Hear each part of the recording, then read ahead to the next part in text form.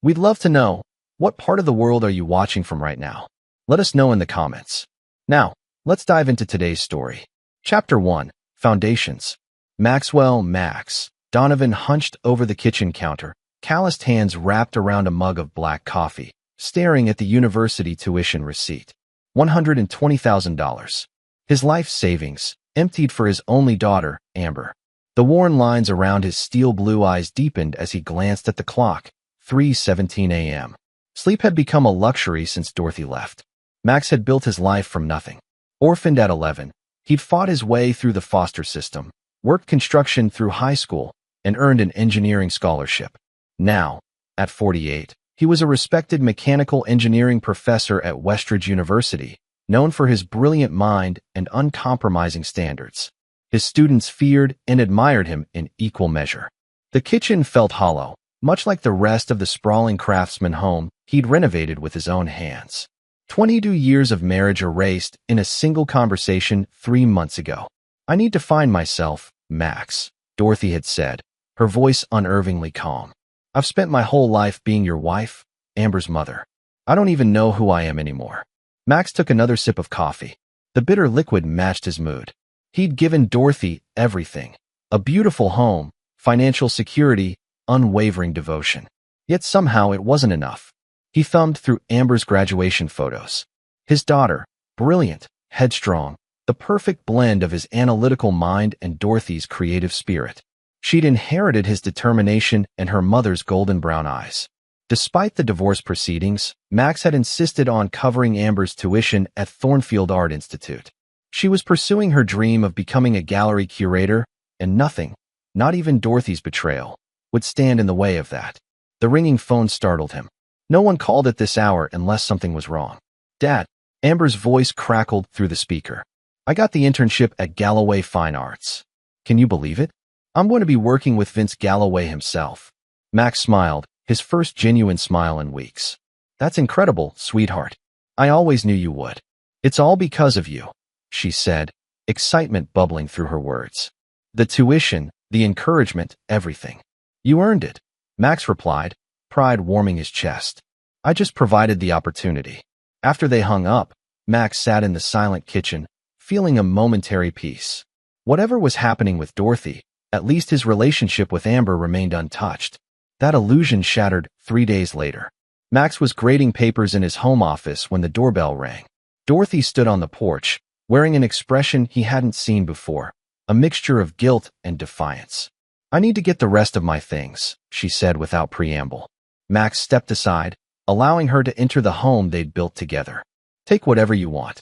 I'll be in my office." "Max," she hesitated. "There's something else. Brandon's waiting in the car. He's going to help me move the heavier items." Max froze. "Brandon? Brandon Galloway, your yoga instructor? The one you assured me was just a friend when I questioned why you were spending 3 hours at yoga every Saturday." Dorothy's silence was answer enough. "How long?" Max asked, his voice dangerously quiet. "It doesn't matter. It matters to me, Dorothy." His control was slipping. "How long?" She lifted her chin. 8 months. But it became serious only after I left. 8 months. While he'd been working overtime to pay for Amber's tuition, his wife had been building a life with someone else. Does Amber know? The thought of his daughter keeping such a secret was unbearable. "Yes," Dorothy whispered. "She's known for about 2 months. He's been good to her, Max. She likes him." The betrayal hit him like a physical blow. His daughter had known and said nothing during their weekly calls, their text exchanges, even when he'd visited her at school 3 weeks ago. Max turned away. "Get your things and leave." Later that night, he called Amber. The call went straight to voicemail. He texted her. No response. 3 days passed with silence, then a week. Finally, an envelope arrived in the mail. Inside was a check returning his tuition payment and a handwritten note. "I'm changing my last name to Mom's maiden name, Levitt. You're dead to me. I found a new dad. He's Mom's new boyfriend. Don't try to contact me again." Max sat motionless, the note trembling in his hand. The daughter he'd sacrificed everything for had discarded him like yesterday's trash. His world, already cracked by Dorothy's betrayal, now shattered completely. That night, something hardened inside Maxwell Donovan. The good-natured professor who believed in second chances died, replaced by a man who would never again allow himself to be betrayed. Chapter 2. Rebirth. The first year after Amber's betrayal passed in a fog of grief and rage. Max threw himself into his work with a ferocity that alarmed his colleagues. His classes became notorious for their difficulty, his office hours were eliminated, and his previously open-door policy slammed shut. Students whispered about the transformation, nicknaming him the Machine for his cold, methodical approach. It was during this time that Nathaniel Nate Pierce entered his life. The young man had transferred to Westridge to complete his engineering doctorate, and despite Max's new reputation, sought him out as an advisor. Professor Donovan, Nate said during their first meeting, I've read all your published work on dynamic systems modeling.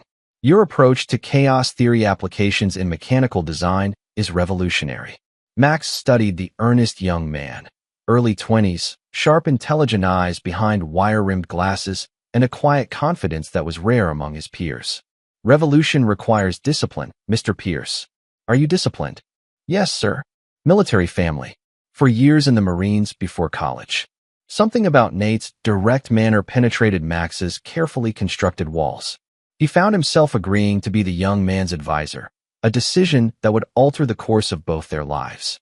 Nate became Max's protege, assisting with research, co-authoring papers, and eventually becoming a teaching assistant for Max's advanced courses.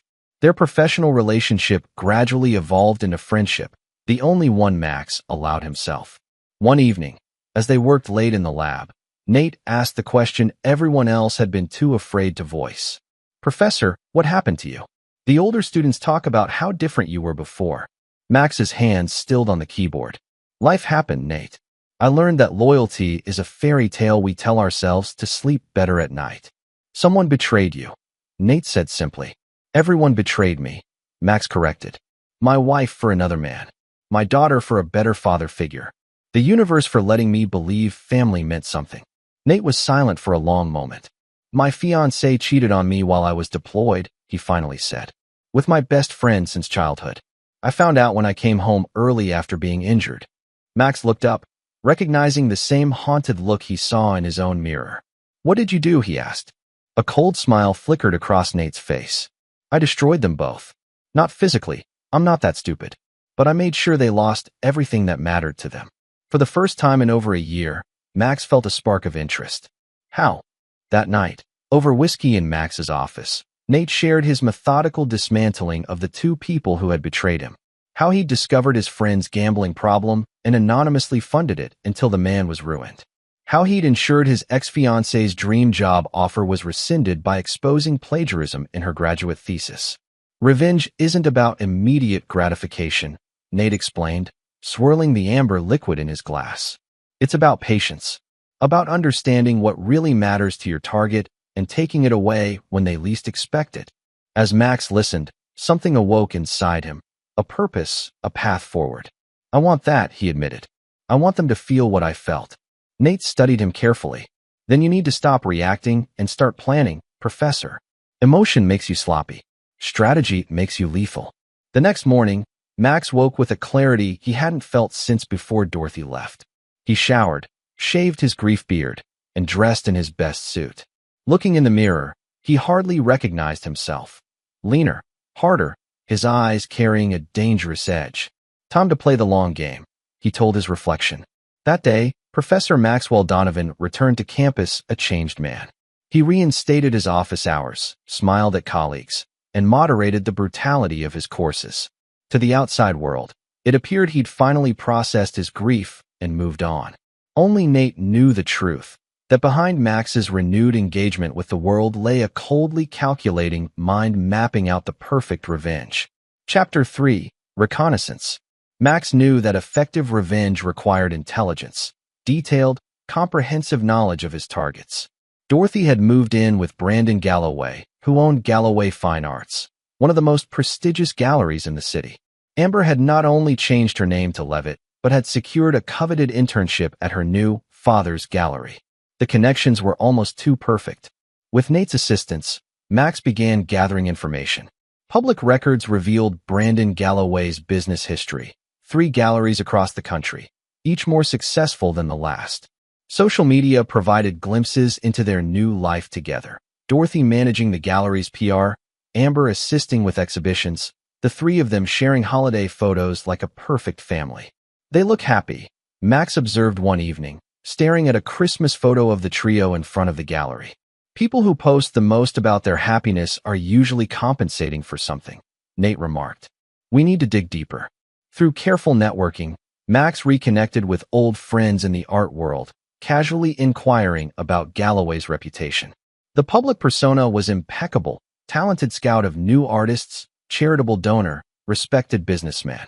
But whispers existed beneath the surface. Rumors of artists being underpaid, of Galloway taking credit for discovering talent others had identified first, of questionable authentication practices. He's not as clean as he appears, Max mused. But there's nothing concrete we can use. Nate tapped his pen against his notebook. What about Amber? Have you tried contacting her again? Max's jaw tightened. Not since she returned my calls with a cease and desist letter 6 months ago. Maybe it's time, Nate suggested. Not to reconcile, but to assess. People reveal their vulnerabilities when they believe they're in control. After careful consideration, Max crafted a brief email to Amber's work address. Amber, I respect your decision to remove me from your life. I only write because I've been asked to recommend graduating students for gallery internships, and I wanted to ensure I'm not sending them to a position that would put them in contact with you, causing discomfort. Wishing you success in your career. Maxwell Donovan. The response came 3 days later. Professor Donovan, I appreciate your professional courtesy. Galloway Fine Arts only accepts interns through our rigorous selection process, not through recommendations. Please direct students to our website. And yes, I would prefer not to have contact with any of your protégés. Amber Levitt, Assistant Curator, Galloway Fine Arts. Formal. Cold. But she responded, Nate observed, reading over Max's shoulder. And signed with her professional title.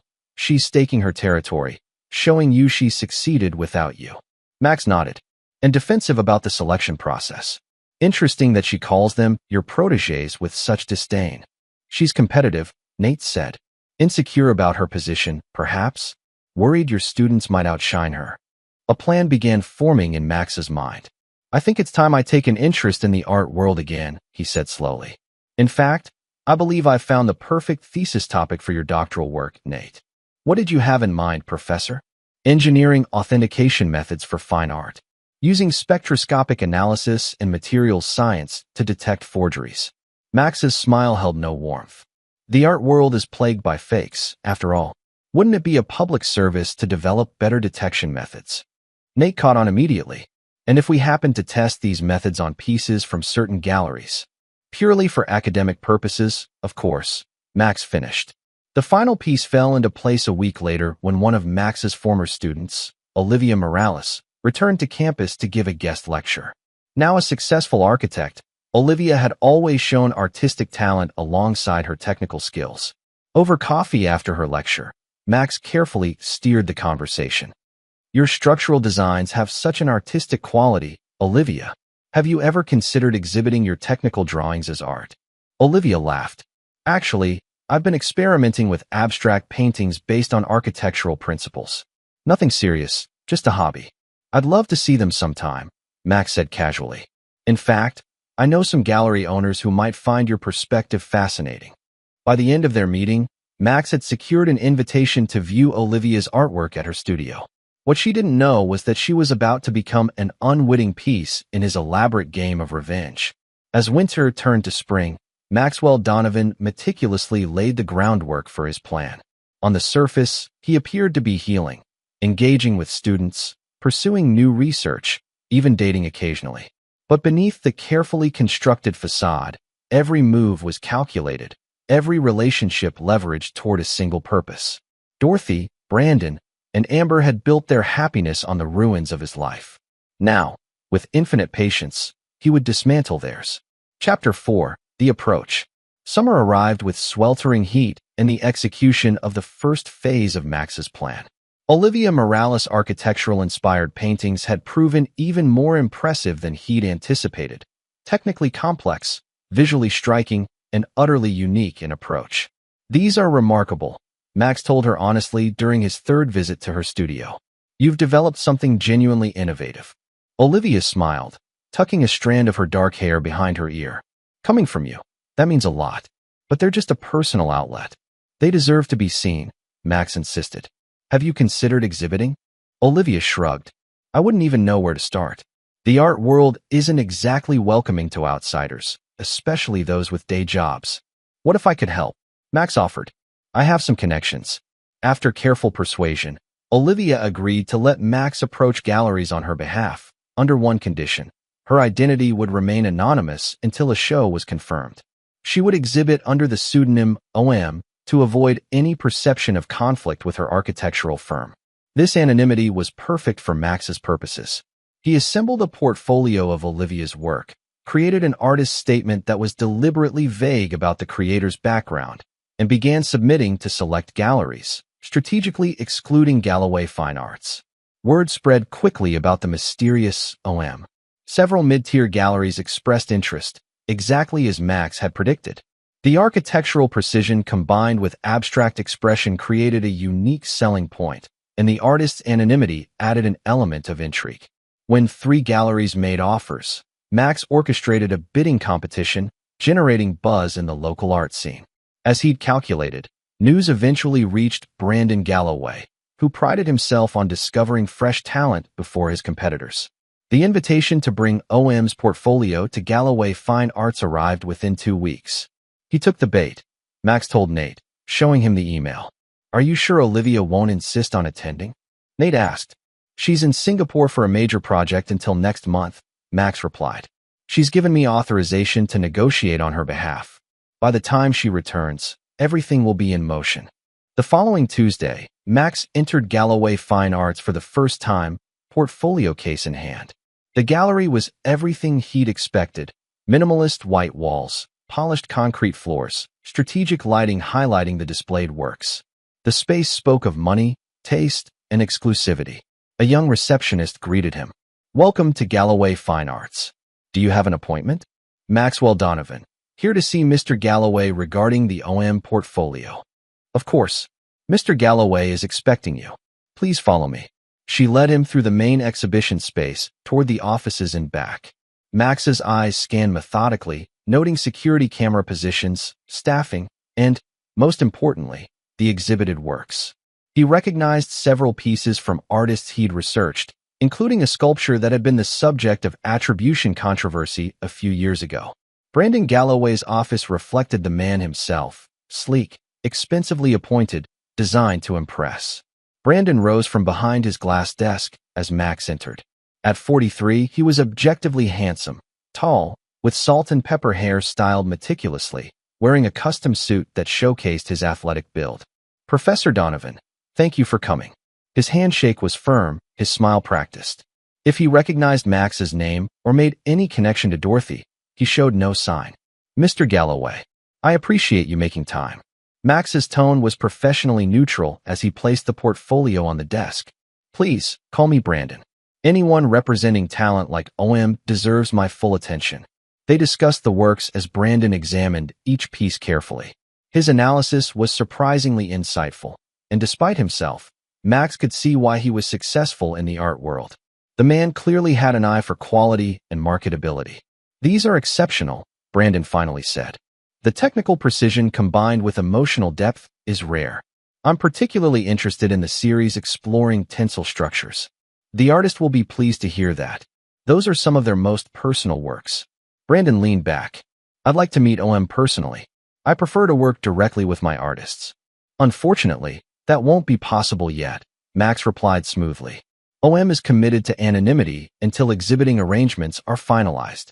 Professional considerations. Brandon frowned. That's unusual. So is their work, Max countered. Worth accommodating, I believe. After further negotiation, Brandon made an offer for an exclusive exhibition, with terms that were generous but not extraordinary. Max had anticipated this opening gambit. I'll convey your interest to OM, he said, gathering the portfolio. However, I should mention that Westridge Contemporary and Klein Gallery have also made offers. OM will be considering all options. Brandon's expression tightened almost imperceptibly. I'm sure those are fine institutions, but Galloway Fine Arts offers exposure that smaller galleries simply can't match. We have collectors who rely on my judgment. Max nodded. A valid point. I'll be sure to emphasize that. As he turned to leave, the office door opened. Max's heart faltered momentarily as Dorothy entered, then stopped short at the sight of him. Max, she breathed, color draining from her face. Dorothy, he acknowledged with a slight nod. Nice to see you. Brandon looked between them, confusion giving way to realization. You two know each other? Dorothy found her voice. Max was my husband. Brandon's professional demeanor instantly cooled. I see. Professor Donovan, you failed to mention this connection. Max raised an eyebrow. It didn't seem relevant to our professional discussion. My personal history doesn't affect the quality of OM's work. The tension in the room was palpable as Dorothy moved to Brandon's side, her hand resting possessively on his shoulder. Well, Brandon said tightly, this is certainly unexpected. Life is full of surprises, Max replied. I'll await your formal offer by email, Mr. Galloway. Good day to you both. As he walked out through the gallery, Max caught sight of a familiar figure by the reception desk, Amber. She hadn't seen him yet, absorbed in explaining something to a patron. He paused briefly, taking in the daughter he hadn't seen in nearly 2 years. She'd cut her hair into a stylish bob, dyed a shade darker than her natural color. Her posture exuded confidence as she gestured toward a large canvas. She was flourishing in this world, building a life that deliberately excluded him. Before she could notice his presence, Max turned and exited the gallery. In the privacy of his car, he allowed himself a moment of raw emotion, grief mixed with determination. Then he called Nate. Phase 1 complete, he said when his protege answered. They took the bait. And Nate? Dorothy was there. And Amber. Are you okay, Professor? Max started the engine. I will be. When this is finished, I will be. Chapter 5. The Infiltration. While negotiations with Galloway Fine Arts proceeded through formal channels, Max implemented the next phase of his plan. Nate had developed a cutting-edge art authentication system through his doctoral research, combining specialized imaging techniques with materials analysis. Their paper on the technology had gained attention in both academic and art circles. Galloway's called 3 times, Nate reported, entering Max's office with coffee.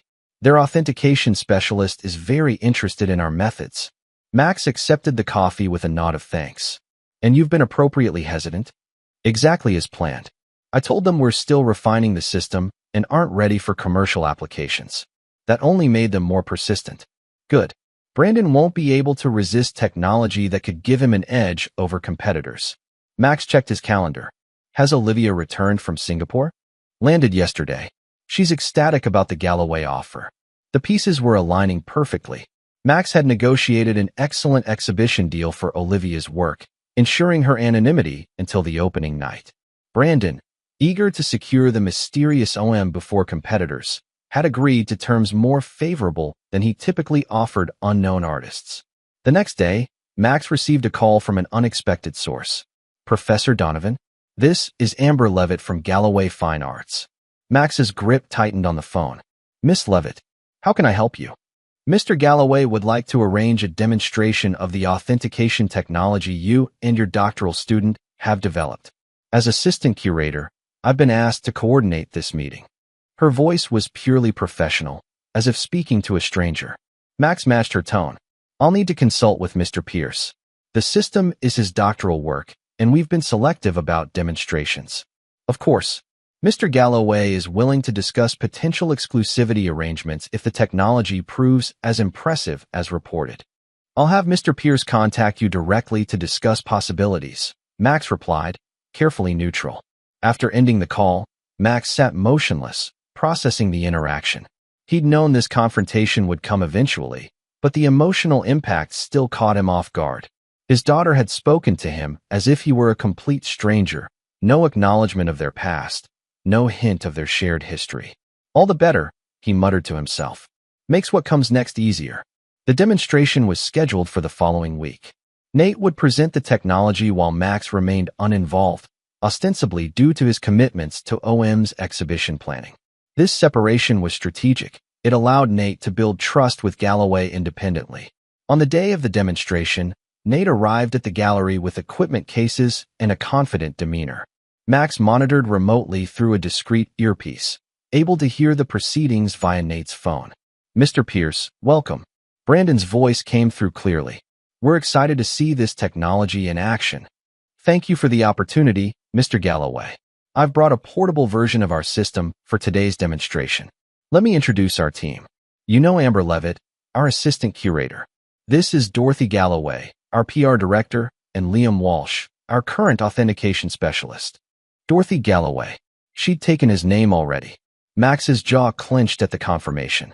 Nate proceeded with the demonstration, focusing on a test painting they'd prepared, a near-perfect replica of a mid-century abstract expressionist work. The system methodically analyzed pigments, canvas composition, and underlying sketches, conclusively identifying the piece as modern despite its convincing appearance. "This is remarkable," Liam Walsh admitted. "The spectral analysis alone is more detailed than anything we currently use. The algorithms are what make it truly revolutionary," Nate explained.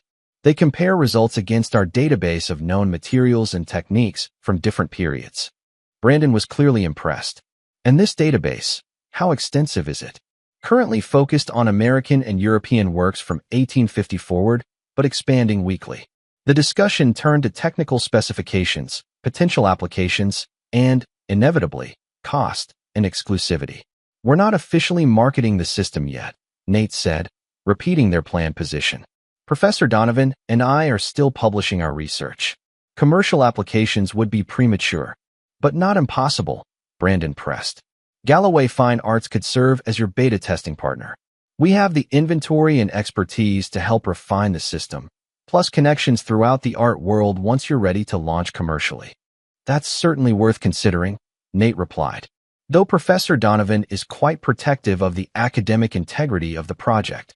"Max always was stubborn about his principles," Dorothy commented, her first contribution to the conversation. "You know Professor Donovan?" Nate asked, feigning ignorance. A brief, uncomfortable silence followed. "Dorothy is Professor Donovan's ex-wife," Brandon explained smoothly. "Ancient history now." "I see," Nate said. "I wasn't aware of the connection." "It's not relevant to our professional relationship," Amber interjected, her tone crisp.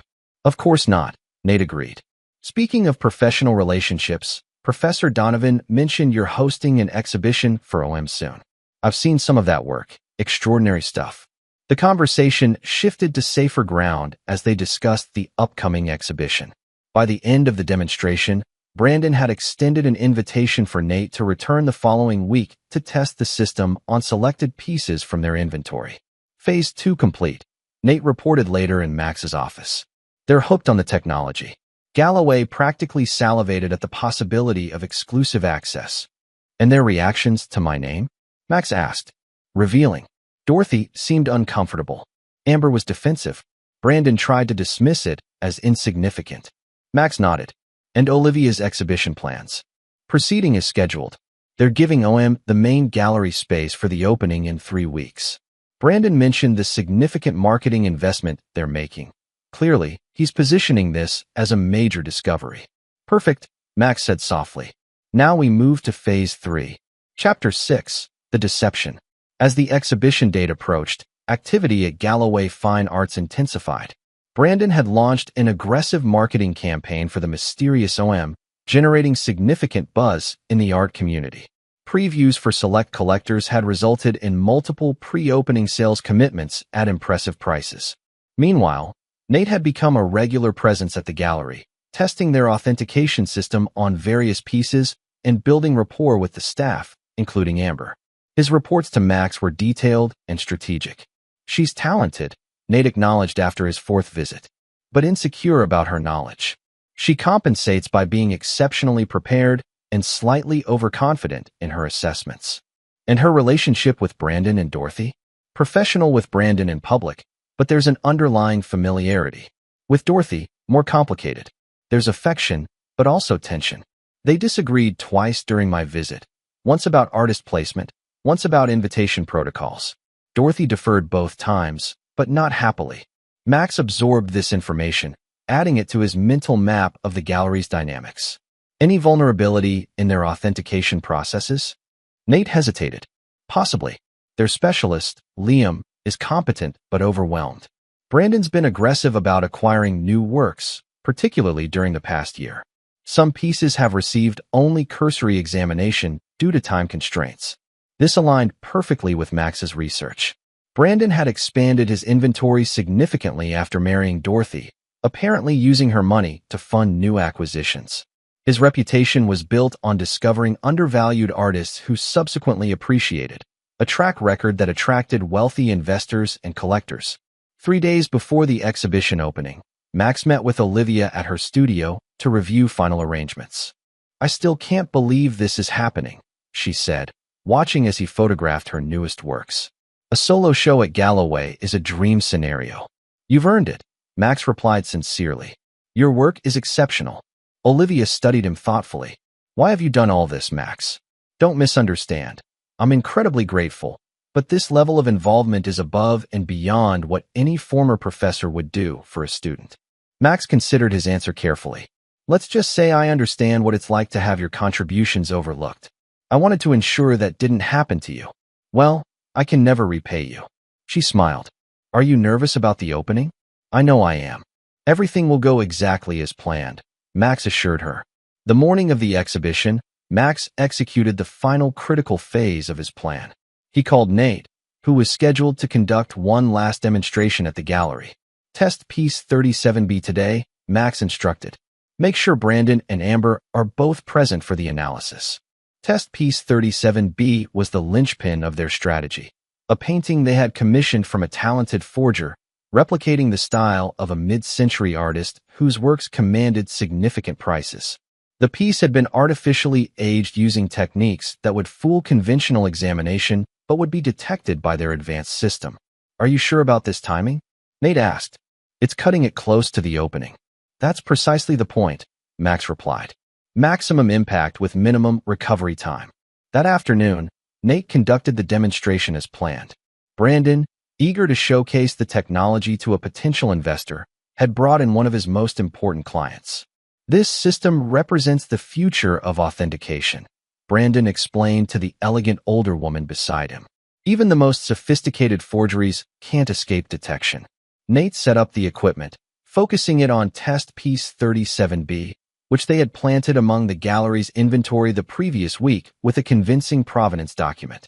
"This is from your recent acquisition from the Harrington estate?" Nate asked innocently.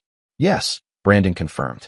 "A significant find. Davidson rarely produced works of this size during his blue period." The system ran its analysis, projecting results onto the monitor visible to everyone present. Green indicators gradually turned red as discrepancies emerged. "That's odd." Nate frowned, feigning concern. "The pigment composition shows inconsistencies with Davidson's known palette from that period." Brandon stepped closer. "What does that mean?" "It could be nothing. Perhaps he was experimenting," Nate said carefully. "But the canvas dating is also problematic. The system is indicating the material is much newer than the 1962 attribution." The potential investor's expression shifted from interest to alarm. "Are you saying this is a forgery, Mr. Pierce?" Brandon intervened smoothly. "Let's not jump to conclusions. Even the best technology can return false positives. Liam, get your equipment and verify these findings immediately." But as additional tests were run, the evidence mounted. The painting, which Brandon had recently acquired at significant expense and already discussed selling to another collector, showed unmistakable signs of modern creation. "I don't understand," Brandon muttered, visibly shaken. The provenance documentation was impeccable. "Paperwork can be falsified," the investor noted coldly. "The question is how many other pieces in your inventory might be similarly questionable." The damage was done. Word spread rapidly through the gallery staff as Liam pulled additional recent acquisitions for emergency testing. The investor departed with thinly veiled threats about informing her collector friends. Nate, playing his role perfectly, offered sympathy and discretion. "I can stay and help test other pieces, if you'd like." "This must be devastating." Brandon, ashen-faced, nodded. "Please. And not a word of this to anyone else." "Of course," Nate promised. "Though I should inform Professor Donovan about the system's performance." "Donovan," Brandon repeated, a new suspicion dawning in his eyes. This piece was authenticated before your system ever arrived. Now suddenly it's exposed as fake on the day of our major exhibition opening. Nate affected confusion. What are you suggesting? The system simply detected what your processes missed. Before Brandon could respond, Amber rushed in. The caterers are here for setup, and the OM installation team needs access to. She stopped, registering the tension. What's happened? We may have a situation with some recent acquisitions, Brandon said tightly. Keep Dorothy occupied with the opening preparations. I don't want her distracted. As chaos engulfed the gallery's back offices, Max received Nate's text, package delivered. Reaction exceeding expectations. He smiled and headed home to dress for the evening's exhibition opening. Chapter 7. The Unveiling. The Galloway Fine Arts Gallery glowed like a beacon against the evening sky, its windows illuminating the street with warm light that beckoned the city's elite. A red carpet extended from the entrance, flanked by minimalist arrangements of white lilies. The guest list for OM's debut exhibition included celebrities, critics, major collectors, and art world influencers. Exactly the scene Brandon Galloway had meticulously cultivated for his gallery's reputation. Behind the glamorous facade, however, simmered barely contained panic. Max arrived precisely 30 minutes after the official start time, dressed in an impeccably tailored charcoal suit. From the sidewalk, he observed the crowded gallery interior, spotting Dorothy near the entrance in a striking emerald dress, greeting guests with practiced charm. Brandon was notably absent from her side. Professor Donovan. Olivia Morales appeared beside him, radiant in a sculptural black gown that echoed the architectural themes of her artwork. I can't believe this moment is finally here. You deserve every bit of this recognition, Max told her sincerely. Are you ready to unveil the mysterious OM to the world? Olivia laughed nervously. As ready as I'll ever be. It feels surreal. There are people in there whose work I've studied for years. They're about to become your peers, Max assured her. Shall we make our entrance? Inside, the gallery hummed with conversation and anticipation.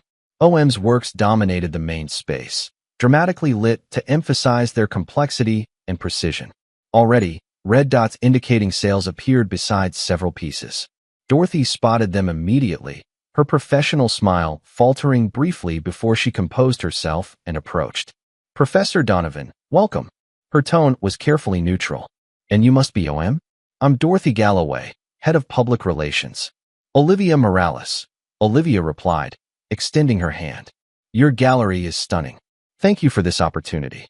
Dorothy blinked in surprise. Olivia Morales? The architect.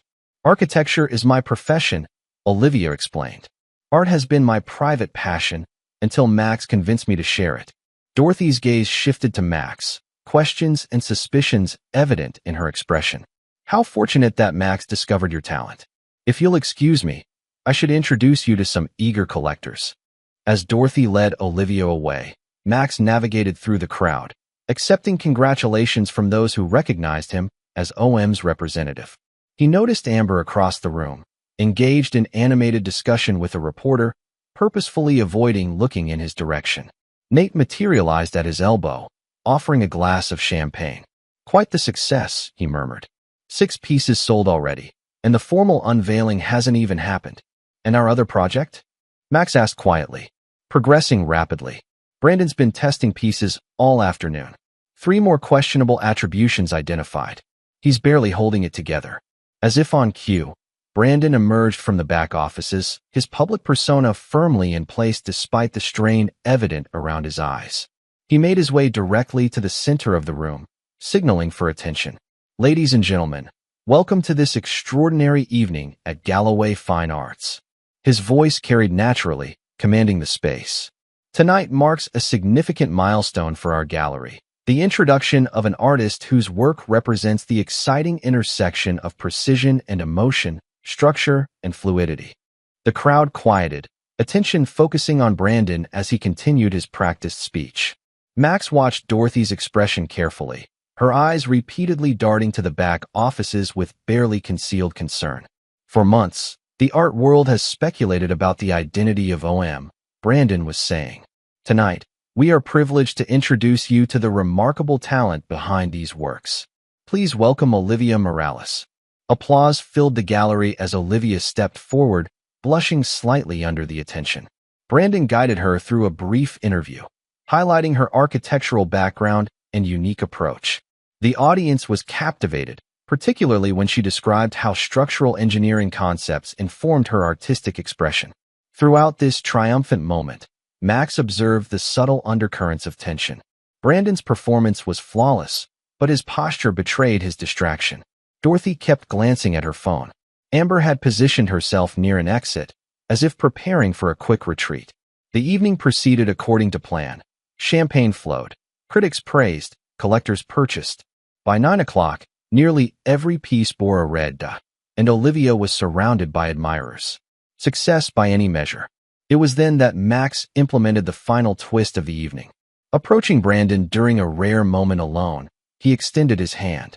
"Congratulations on a successful opening, Mr. Galloway. OM is certainly the discovery you promised." Brandon's handshake was brief, his smile tight. "Professor Donovan." "Yes, we're pleased with the response. Now if you'll excuse me, I have matters requiring my attention." "Of course. Authentication concerns can be so time-consuming." Brandon froze. "What did you say?" "Oh, has Nate not shared the latest results?" Several pieces from your Modern Masters collection displayed similar irregularities to the Davidson piece. Quite troubling. Brandon's professional veneer cracked. "This is your doing, isn't it? Some elaborate revenge scheme." "I merely introduced you to an exceptional artist and innovative authentication technology," Max replied calmly.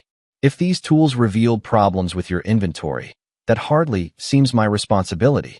You orchestrated this, tonight of all nights." Brandon's voice rose slightly before he caught himself, glancing around to ensure they weren't overheard. "Careful," Max cautioned.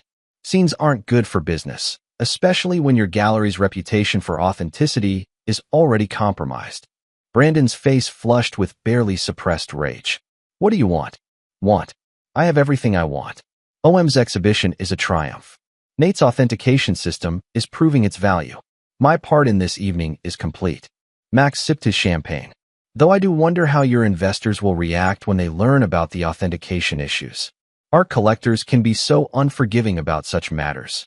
Before Brandon could respond, commotion erupted near the entrance.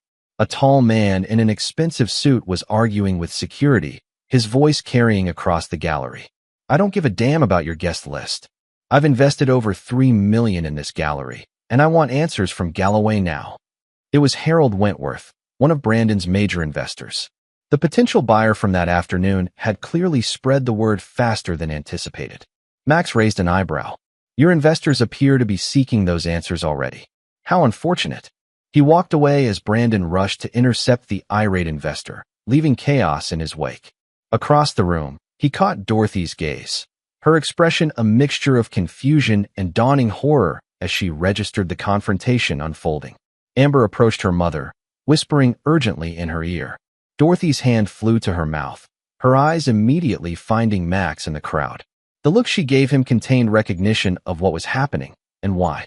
Max inclined his head slightly, a gesture of acknowledgement, before turning to join Olivia among her admirers. His revenge had only just begun. Chapter 8. The Collapse. The 3 weeks following the exhibition opening unfolded exactly as Max had calculated. Art news outlets initially focused on Olivia's debut success, but whispers about authentication issues at Galloway Fine Arts soon overshadowed the positive coverage.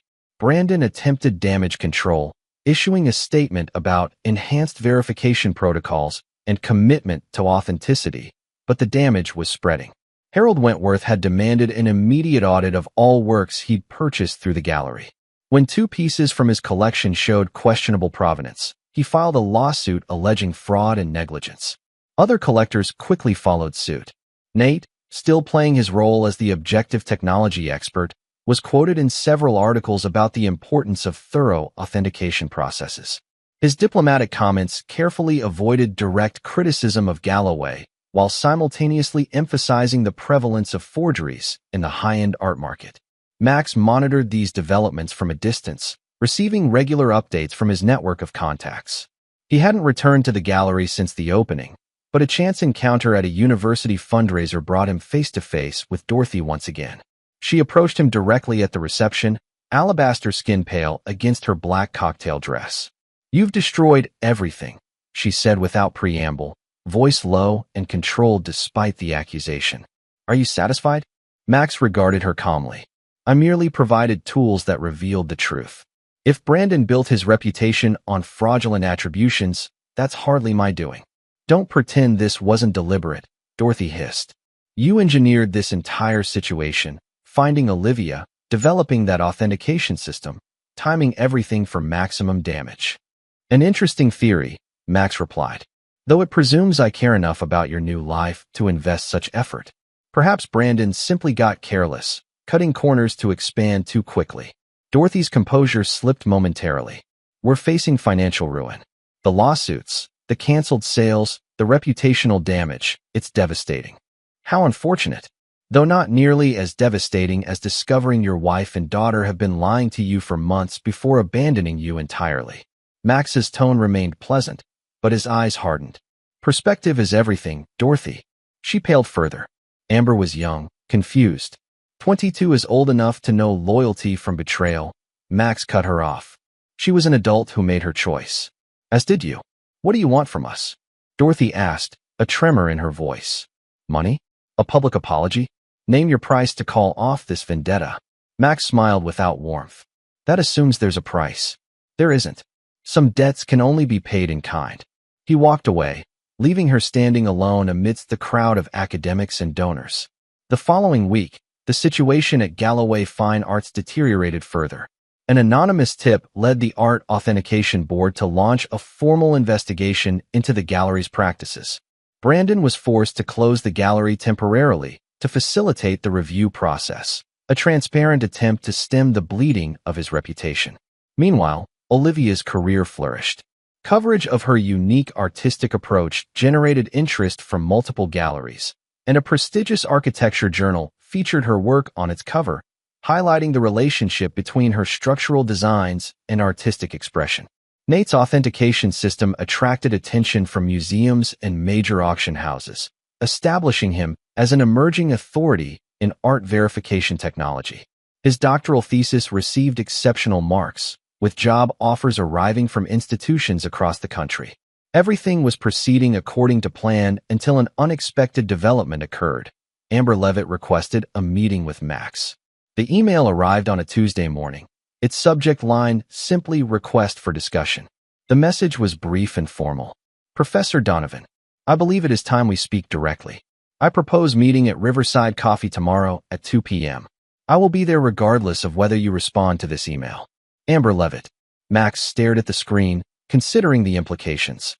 This wasn't part of his calculated sequence, but it presented an opportunity he couldn't ignore. The following day, he arrived at the coffee shop 10 minutes early, selecting a corner table with a clear view of the entrance. Exactly at 2 p.m., Amber walked in, scanning the room until she spotted him. She'd lost weight, dark circles shadowing her eyes, but her stride remained purposeful as she approached.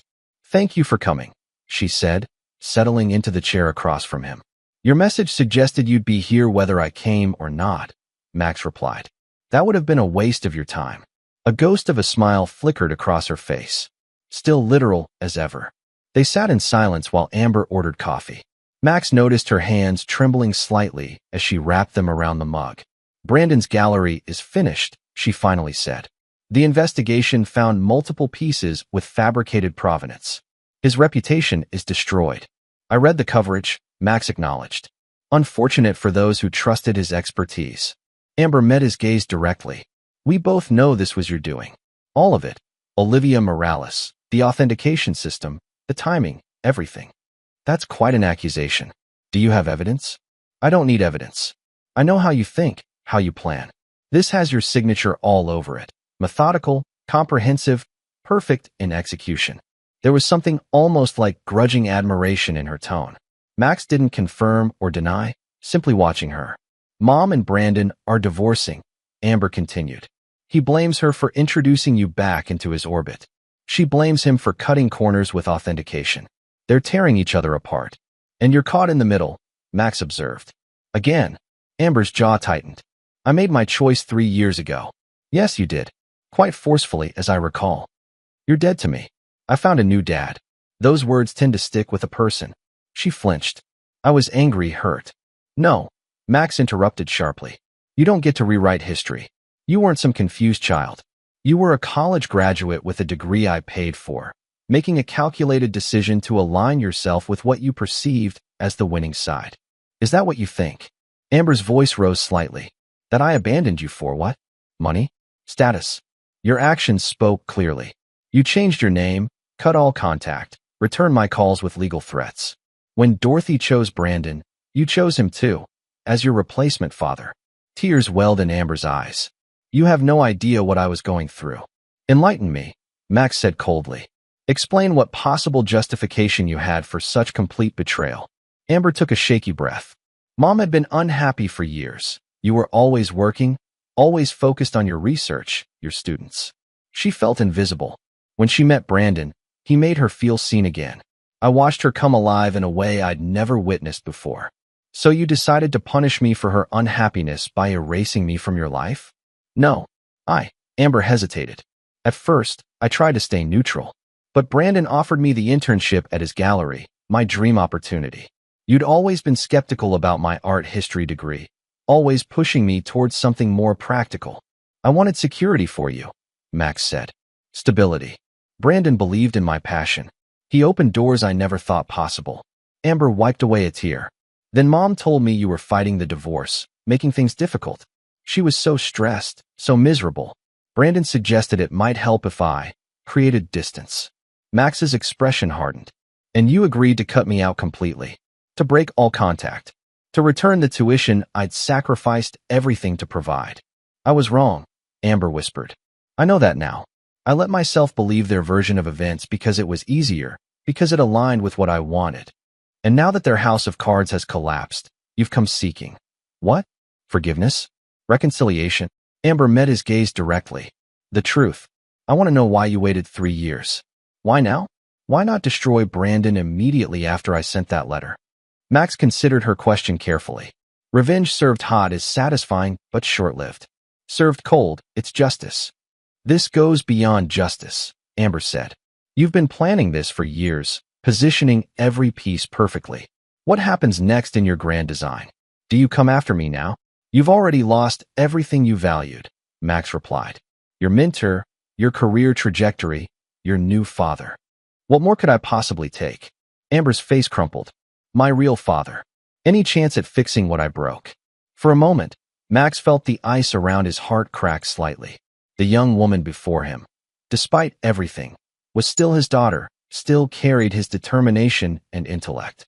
Some things, once broken, can't be repaired, he said finally. They can only be rebuilt into something different. Amber nodded slowly, understanding the implicit message. I don't expect forgiveness. I just want you to know I understand what I did, and I'm sorry. Truly sorry. She stood to leave, but Max's voice stopped her. Amber, there's something you should know. She turned, hope flickering across her features. Your ex-boyfriend, Ryan Sullivan. He didn't just walk out of your life 3 years ago. I found him. Amber paled. What are you talking about? After you cut contact, I investigated everyone in your new life. Ryan had an impressive record. 3 relationships ended with him cleaning out financial accounts before disappearing. You were nearly victim number 4. That's impossible, Amber whispered. He loved me. He loved your connection to Brandon Galloway, your access to valuable artwork and wealthy collectors. When you confronted him about the suspicious withdrawals from your joint account, he didn't abandon you on a whim. He left because I contacted him directly. Amber sank back into her chair. You what? I offered him a choice. Disappear completely or face prosecution for his previous cons. He chose wisely. Max's expression remained impassive. You may have rejected me as your father, but I never stopped protecting you. Tears flowed freely down Amber's cheeks now. I had no idea. You weren't meant to. But now, perhaps, you understand that true loyalty isn't contingent on circumstances or convenience. Max stood, placing money on the table for both their coffees. I have a meeting to attend. Goodbye, Amber. As he walked away, he heard her quiet voice. Can I call you sometime? He paused without turning. That's your choice to make. Again. Chapter 9, The Resolution. 3 months after the gallery scandal broke, Brandon Galloway's once illustrious career lay in ruins. The Art Authentication Board's investigation had uncovered systemic fraud. At least 17 pieces sold through his gallery over the past 5 years had falsified provenance or questionable attributions. Criminal charges for wire fraud and tax evasion followed, with prosecutors alleging he'd knowingly sold forgeries to inflate his gallery's reputation. Dorothy, having filed for divorce immediately after the scandal erupted, faced her own reckoning. Her association with the gallery had tainted her professional reputation in the art world.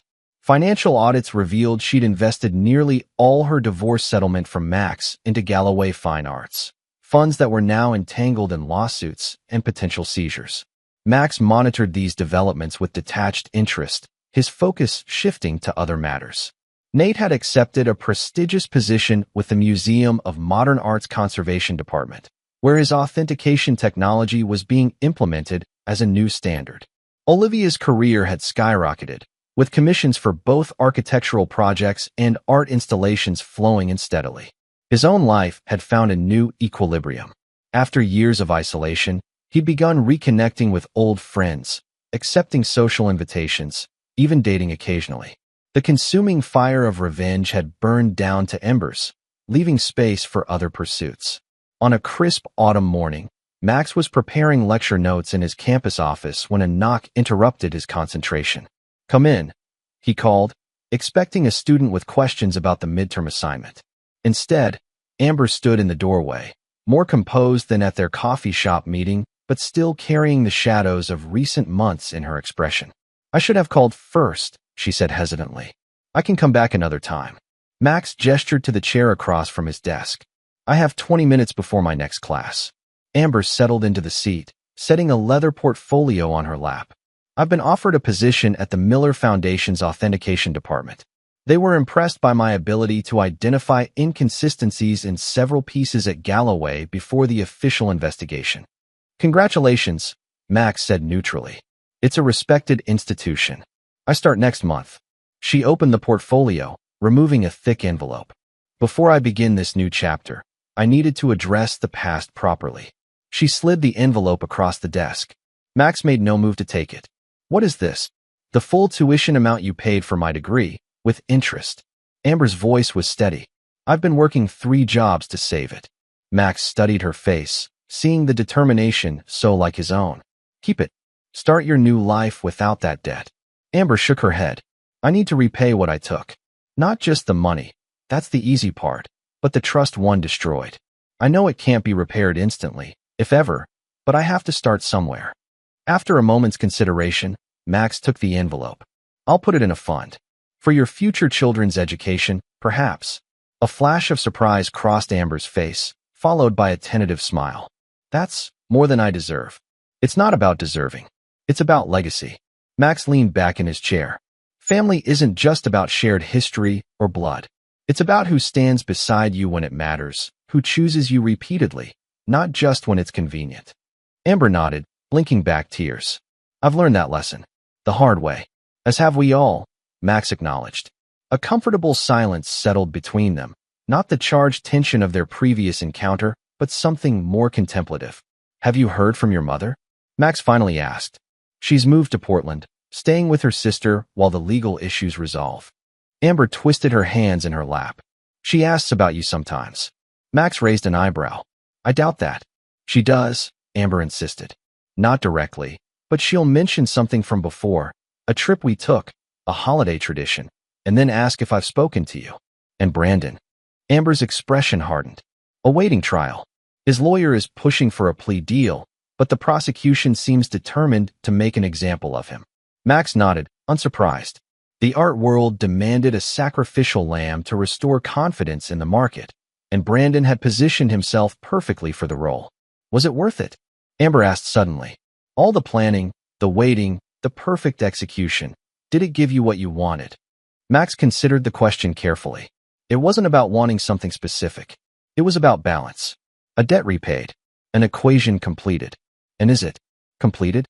Before Max could answer, another knock came at the door. It opened to reveal Nate, dressed sharply in a suit that reflected his new professional status. "Professor," Sorry to interrupt, but he stopped, recognizing Amber. Miss Levitt. Unexpected. Mr. Pierce, Amber acknowledged, rising from her chair. I should go? You have class soon anyway. Max stood as well. Nate is giving a guest lecture in my graduate seminar today on authentication technologies in conservation. Amber gathered her portfolio. I'd be interested in hearing that sometime. You're welcome to attend, Max said, surprising himself with the spontaneous invitation. It starts in 15 minutes, room 307. Hesitation flickered across her face before she nodded. I'd like that. Thank you. After she left, Nate closed the door, his expression questioning. That seemed civil. How long has this reconciliation been developing? It's not a reconciliation, Max corrected. It's an assessment. A data-gathering phase. Nate smiled knowingly. Of course, Professor. Purely analytical. As they walked to the lecture hall together, Max found his thoughts turning not to the past, but to the future. Possibilities opening where before had been only the closed circuit of revenge. The lecture hall was nearly full when they arrived, eager graduate students ready with questions about Nate's groundbreaking work. Max spotted Amber in the back row, her attention focused entirely on the presentation as Nate began speaking. Halfway through the lecture, Max's phone vibrated with an incoming text. The number was unfamiliar, but the message instantly clear. They've arrested Brandon. Wire fraud, tax evasion, and falsifying business records. Bail denied. I thought you should hear it from me first. Dorothy. Max stared at the message, feeling the final piece of his long-planned revenge slide into place. Yet the satisfaction he'd anticipated felt different, tempered, complex, not the pure vindication he'd imagined. He glanced at Amber, watching her take notes on Nate's presentation, her expression focused and intelligent. At Nate himself, confident and articulate, building a career on genuine innovation rather than deception. At the students absorbing knowledge with enthusiasm and critical thinking. In pursuing justice for betrayal, he'd created something unexpected, a new network of authentic connections, opportunities for growth, genuine accomplishments. The revenge had been necessary, but it wasn't the end of the story. Merely a chapter closing. Max silenced his phone without responding to Dorothy's text. There was nothing more to say to her. Instead, he focused on the present moment. Nate's innovative research, the engaged students, Amber's tentative steps toward redemption. The past was settled. The future, unwritten. As the lecture concluded to enthusiastic applause, Max felt something he hadn't experienced in years, a sense of possibility untethered from grievance. Whether Amber ultimately earned back a place in his life remained to be seen, but the choice would be made on new terms, with clear eyes and honest accounting. When Amber approached after the lecture, her expression both tentative and hopeful, Max made a decision. Coffee, he offered simply. I'd like that, she replied. They walked together from the building into the bright afternoon, leaving the shadows of the past behind, not forgotten, but finally in proper perspective. This is where our story comes to an end. Share your thoughts in the comments section. Thanks for your time. If you enjoy this story, please subscribe to this channel. Click on the video you see on the screen, and I will see you there.